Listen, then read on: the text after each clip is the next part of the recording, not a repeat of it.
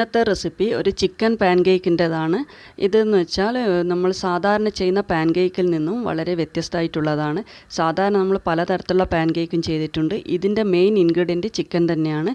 പിന്നെയുള്ളതെല്ലാം നമുക്ക് വീട്ടിൽ തന്നെ കിട്ടുന്ന സാധാരണ ഇൻഗ്രീഡിയൻസ് മാത്രമേ ഇതിലേക്ക് ആവശ്യമായിട്ടുള്ളൂ. വളരെ എളുപ്പത്തിൽ തന്നെ ചെയ്തെടുക്കാൻ പറ്റുന്ന ഈ പാൻകേക്കിന് എന്തെല്ലാം ഇൻഗ്രീഡിയൻസാണ് വേണ്ടതെന്ന് നമുക്കൊന്ന് കാണാം. ഇതിൻ്റെ പേര് പോലെ തന്നെ ഇതിൻ്റെ മെയിൻ ഇൻഗ്രീഡിയൻറ്റ് ചിക്കൻ തന്നെയാണ്. അത് ഒരു കപ്പ് ചിക്കൻ എടുത്തതിന് ശേഷം അതിൻ്റെ എല്ലെല്ലാം മാറ്റിയതിന് ശേഷം ഇത് കുറച്ച് ഉപ്പിട്ട് നന്നായിട്ട് തന്നെ ഒന്ന് വേവിച്ചെടുക്കുക. പിന്നെ ഇതിലേക്ക് ചേർക്കേണ്ടത് ഒരു മുട്ടയാണ്. അതിൻ്റെ കൂടെ തന്നെ ഒരു പകുതി ക്യാപ്സിക്കം വളരെ ചെറുതായി തന്നെ ഒന്ന് കട്ട് ചെയ്ത് വെക്കുക. ഇനി വേണ്ടത് കുറച്ച് മല്ലിയില, അതും വളരെ ചെറുതായിട്ട് തന്നെ കട്ട് ചെയ്ത് വെക്കണം.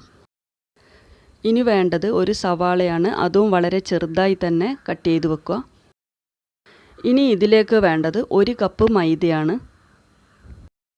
ഇനി ഇതിൻ്റെ കൂടെ തന്നെ നമുക്ക് ചെറിയൊരു കഷ്ണം ഇഞ്ചി, 2 പച്ചമുളക്, ഒരു 3-4 അല്ലി വെളുത്തുള്ളി, ഇതെല്ലാം ചിക്കൻ്റെ കൂടെ ഇട്ട് ഒന്ന് ചതച്ചെടുക്കേണ്ടതാണ്.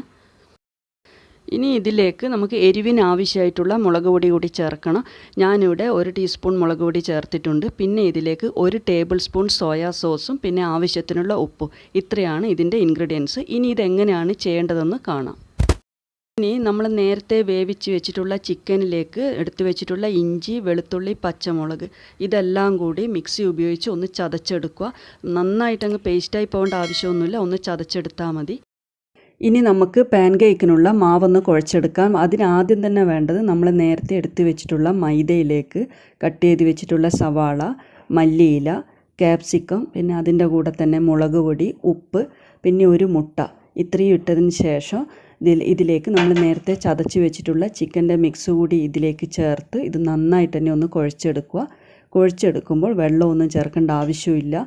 ഇത് നന്നായി ഒന്ന് കുഴച്ചെടുത്തതിന് ശേഷം വേണം നമുക്ക് പാൻകേക്ക് ഉണ്ടാക്കിയെടുക്കാൻ.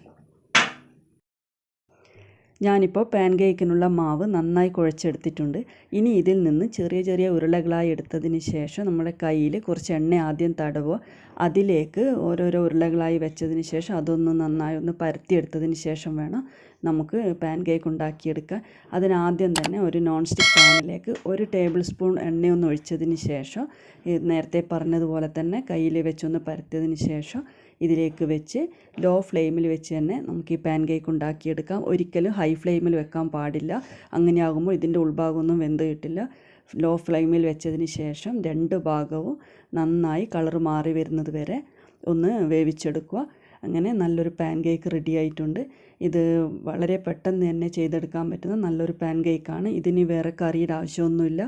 എല്ലാ കുട്ടികൾക്കും ഇഷ്ടപ്പെടുന്ന പാൻകേക്ക് എല്ലാവരും ഒന്ന് ട്രൈ ചെയ്ത് നോക്കുക. ഇഷ്ടപ്പെട്ടിട്ടുണ്ടെങ്കിൽ കമൻറ്റ് ബോക്സിലേക്ക് കൂടി അറിയിക്കുക.